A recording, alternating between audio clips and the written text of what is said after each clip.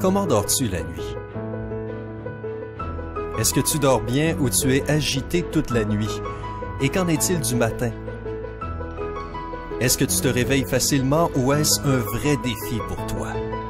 Clique sur « J'aime » si tu as déjà eu des difficultés à te lever du lit le matin.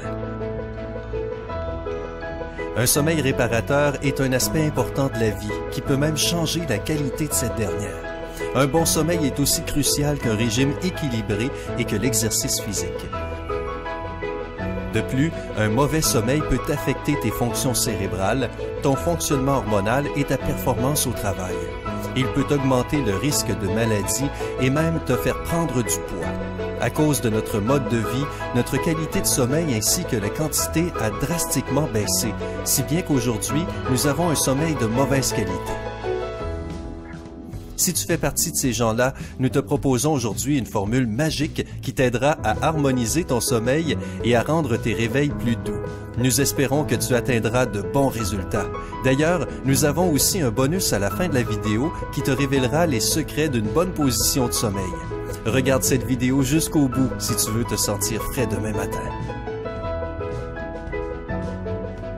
As-tu déjà entendu parler du blog Early to Rise?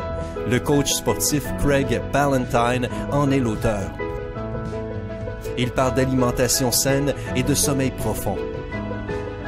Il a donc développé ce qu'il appelle la formule 10-3-2-1, grâce à laquelle n'importe quelle personne peut bien dormir le soir et se réveiller en forme le lendemain matin.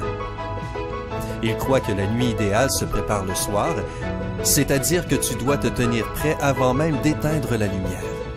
Voici donc sa théorie.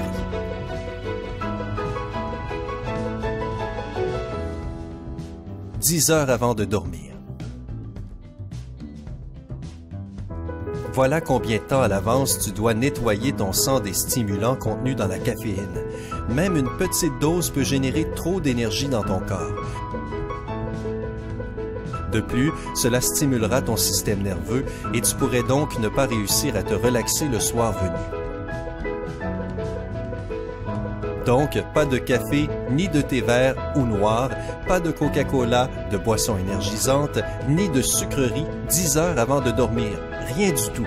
N'oublie pas d'ajouter la nicotine, car ton organisme en a pour des heures à l'éliminer et c'est l'un des éléments qui peut facilement perturber ton esprit la nuit.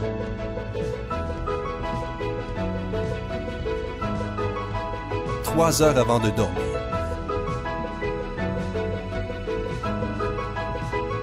Ne mange rien et ne consomme pas d'alcool dans les 3 heures avant d'aller te coucher.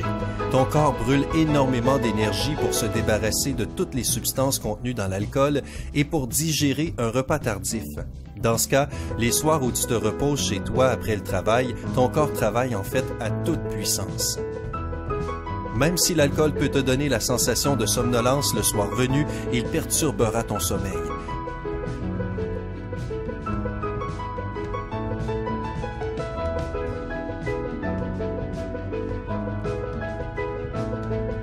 Par conséquent, tu te réveilles le matin en ayant l'impression d'avoir travaillé dans une mine de charbon toute la nuit.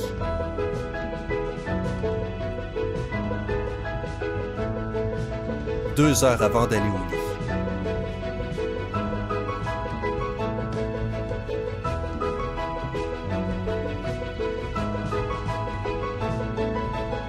Arrête de travailler et ne pense plus au travail. Laisse-le pour demain. Vraiment, il ne s'échappera pas. Si des pensées viennent te perturber, dresse une liste de tout ce qui te dérange, puis pose la liste plus loin. C'est une astuce efficace pour gérer le stress. Les techniques de méditation peuvent aussi t'aider à te détendre de corps et d'esprit. Tu peux aussi essayer d'autres techniques comme écouter de la musique relaxante, lire un livre ou même demander un massage relaxant à ton partenaire.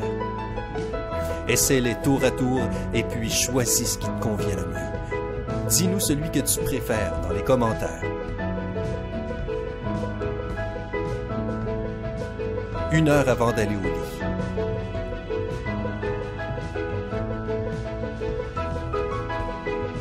À partir de maintenant, arrête de regarder la TV, ton écran d'ordinateur ou de téléphone. Résiste à la tentation d'aller sur Facebook, Twitter ou sur ta boîte mail. Laisse tes yeux et ton esprit se reposer. Un environnement calme et paisible est aussi une bonne solution. Fais de ta chambre un espace cosy, sombre et silencieux. S'il y a une source de lumière dans la chambre, cela peut t'empêcher de trouver le sommeil.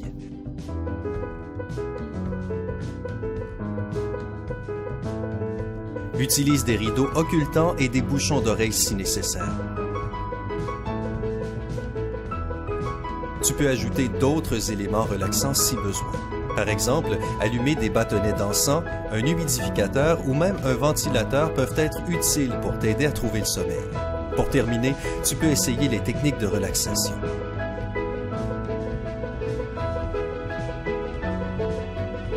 0 minutes jusqu'à ton réveil.